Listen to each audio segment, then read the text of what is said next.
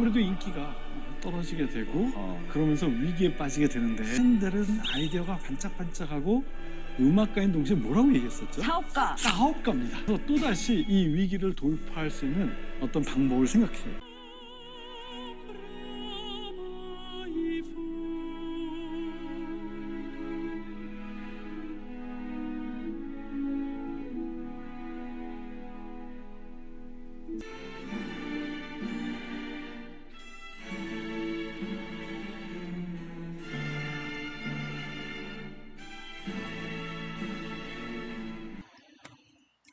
핸델은 좀 길었습니다. 저는 2013년 베토벤을 시작으로 1년에 작곡가 한 명을 정해서 곡을 듣고 있습니다.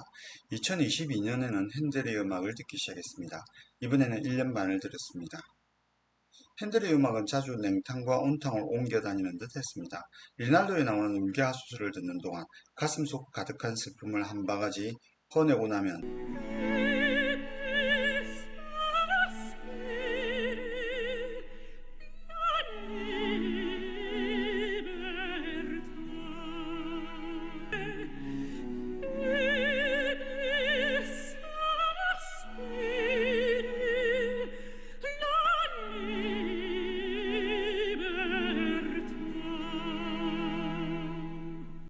이어서 연주되는 통통 튀는 하프 협주곡에 덩달아 저의 몸과 마음이 가벼워집니다.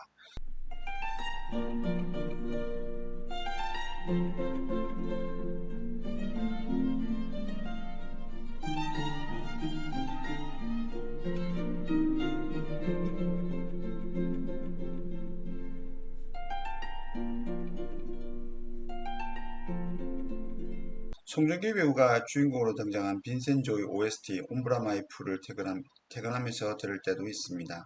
이때는 천천히 다가오는 무거움과 엄숙함에 오히려 위로를 받기도 합니다.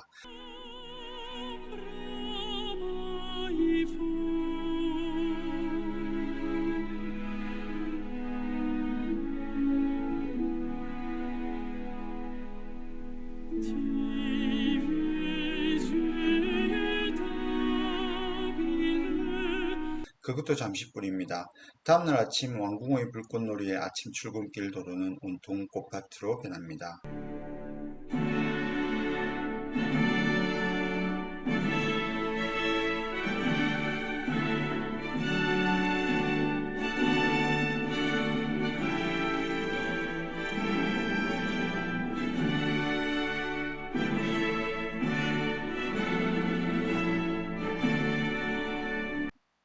음악 비평가 로맹 롤랑은 핸델이 다양하게 변덕을 부리는 이유를 이렇게 설명합니다. 핸델은 어디까지나 극장에 모인 대중의 늘 변하는 취향과 자기 휘하에 있는 가수들에게 맞춰야 했기 때문이다 라고 하면서 이렇게 왔다 갔다 하는 것이 바로 삶 자체의 박동이라고 했습니다. 핸델은 연주라는 틀 안에서 다양한 형식과 내용을 창의적으로 시험하였습니다. 핸델의 삶과 작품을 묘사한 책을 한 권 읽어보기로 했습니다. 인터넷 서점을 검색하던 중 노벨문학상 수상자이면서 프랑스 지성을 대표하는 소설가이자 음악학자인 로맹 롤랑이 핸델을 소개한 책을 발견했습니다. 로맹 롤랑은 핸델을 그저 계략적인 핸델 겉보기에 지나지 않는다고 겸손하게 소개했습니다. 책을 읽고 난 저의 의견은 다릅니다. 이 책은 핸델의 표면적인 삶의 모습, 작품과 함께 내면의 모습까지 들여다볼 수 있을 정도로 핸델에 충실한 책입니다. 저자는 그 시대의 정보와 비평, 후대에 발견된 자료를 기반으로 글을 적었습니다. 무엇보다 소설가답게 풍부한 표현과 문체로 저를 핸델에 빠져들게 하였습니다. 로맹 롤랑은 핸델의 두 가지 특징을 이렇게 묘사했습니다. 역사적이면서도 전원적이고 전사답게 행진하면서도 기쁘게 춤추는 듯한 핸델 특유의 그림이 있다고 표현했습니다. 저자는 핸델의 음악을 자주 그림에 빗댔습니다. 그도 그럴듯이 수상음악이나 왕궁의 불꽃놀이, 메시아 여러 곡을 듣다 보면 저도 모르게 영상이나 그림을 떠올립니다. 옴브라 마이풀을 듣고 있으면 늦은 여름 제가 태어나고 어린 시절을 보낸 동네 여기에 예전 모습 그대로 우뚝 서 있는 너티나무를 마주하게 됩니다. 커다란 몸통에 등을 기대고 고목의 숨결을 느끼며 편안함에 이르는 제 모습이 그려집니다.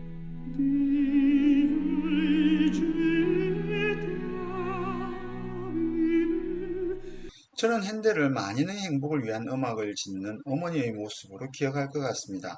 저는 핸델을 읽으면서 두 개의 키워드를 찾았습니다. 바로 만인과 행복이라는 단어입니다.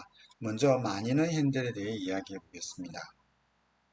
18세기 음악은 왕족과 귀족의 즐거움에 예속된 예능에 지나지 않았습니다. 음악인은 부와 명성, 심지어 입에 풀칠하는 것조차 왕에게 의지했습니다.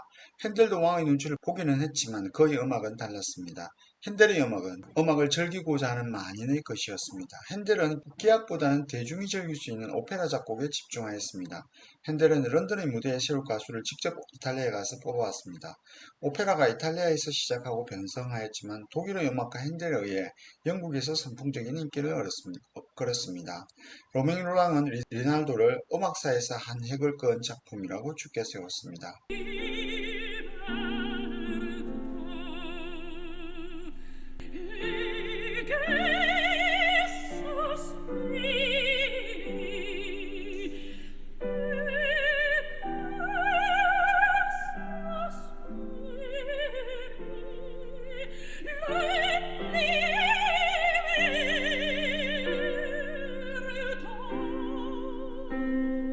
일반 대중을 위한 음악을 한다고 하면서 핸델은 왜 종교적 색채를 가진 오라토리오 작품을 많이 썼냐고 반문할 수 있습니다. 어느 평론가는 이렇게 말했습니다. 핸델은 민중에게 말을 걸고 싶었고 성경의 영웅담들이 민중의 피 속에 들어있기 때문이다 라고 설명합니다. 핸델이 메시아를 듣지 않고 한 해를 마무리할 수 있습니까?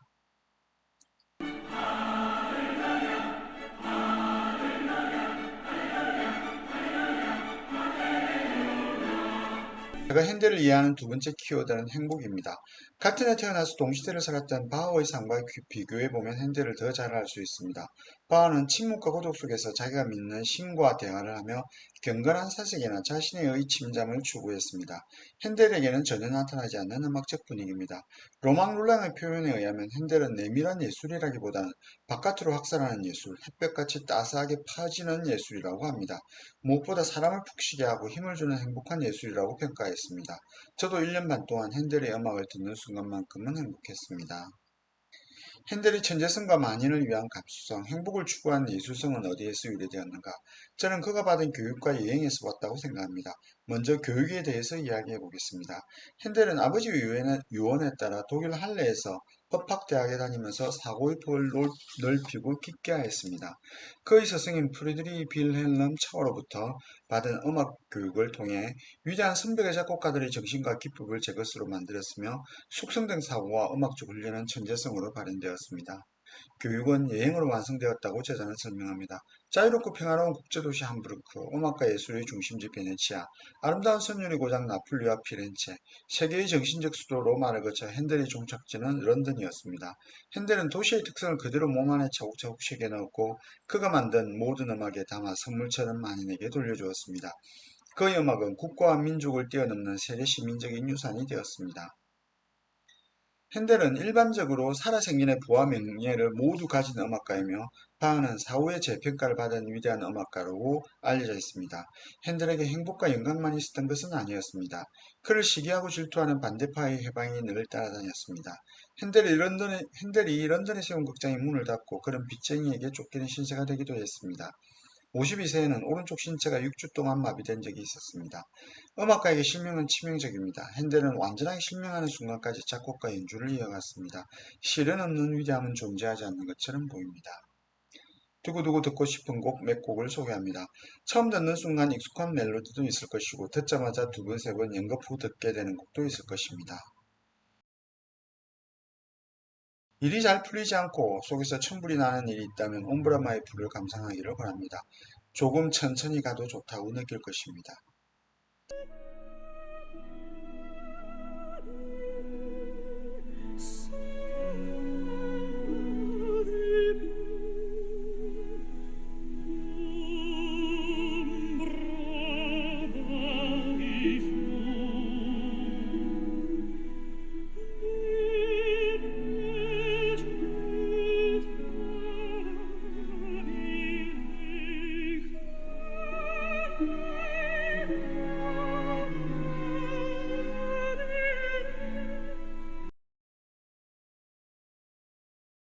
시원한 바람이 불어오는 카페에 혼자 앉아 차를 마시며 풍경을 감상할 때 하프 콘체르트를 들어보는 것도 좋습니다. 지나가는 사람을 향해 무심한 눈길을 주면서 현재를 즐기면 됩니다.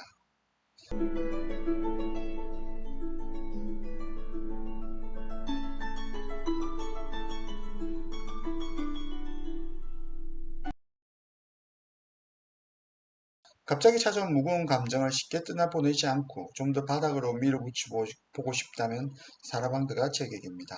바닥을 확인하였다면 차고 오를 일만 남았습니다.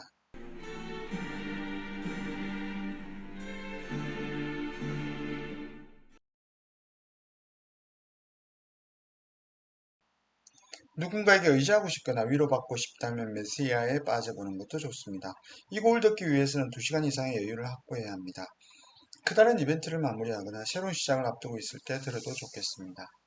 그 외에 오보에 콘체르토나 콘체르토 그로소 330번 2악장도 권합니다.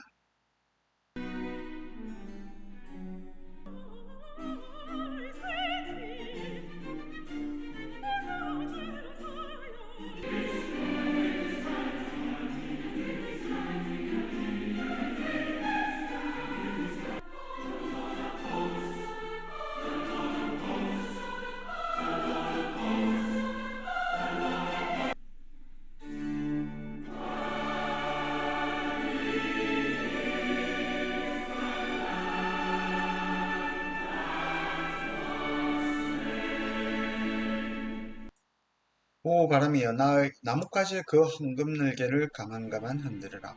모든 것이 조용할지어다. 서풍이 귓속말조차 잠잠할지어다. 삶의 시냇물이여 흐름을 잠시 멈추어라. 예술에 인식한 자들이여 조용히 할지어다. 여기서는 경들의 총애를 받는 것은 아무짝에도 쓸모가 없다. 여기서는 핸델이 왕이다. 핸델의 오르간 연주에 대한 그레브스토리드 저널의 평입니다. 왕이 지배하는 나라에 핸델이 왕이라니, 이런 표현을 써도 될 만큼 핸델은 그 시대를 휘어잡았던 음악가였습니다. 창의성, 웅장함, 부드러움을 갖춘 음악의 왕에게 읽는 말을 마쳤습니다. 이상으로 로맹 롤란이 쓴 핸델 책 소개를 마칩니다. 좋아요와 구독도 부탁드립니다. 감사합니다.